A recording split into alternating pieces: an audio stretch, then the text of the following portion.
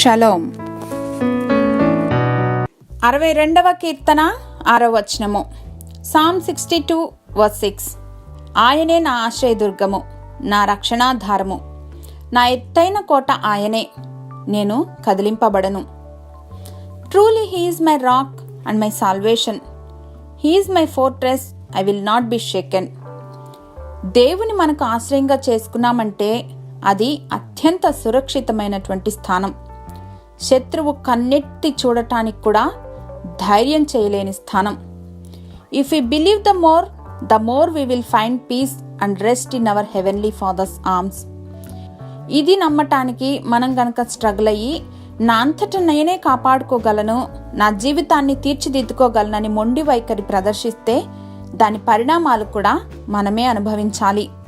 Living a life trying to defend ourselves can be very exhausting. బలాఢ్యులు నిన్ను చెరపట్టినా సరే పర్వాలేదు, నీతో యుద్ధము చేయు వారితో నేనే యుద్ధము చేస్తాను, భీకర్లు చెరపట్టిన వారు సహితము విడిపింపబడతారు అని దేవుడు అభయమిస్తున్నారు. The Lord himself fight for you, just stay com.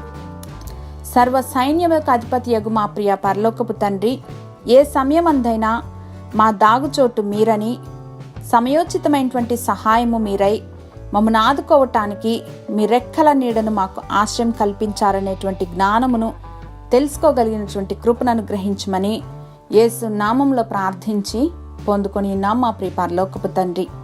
Amen.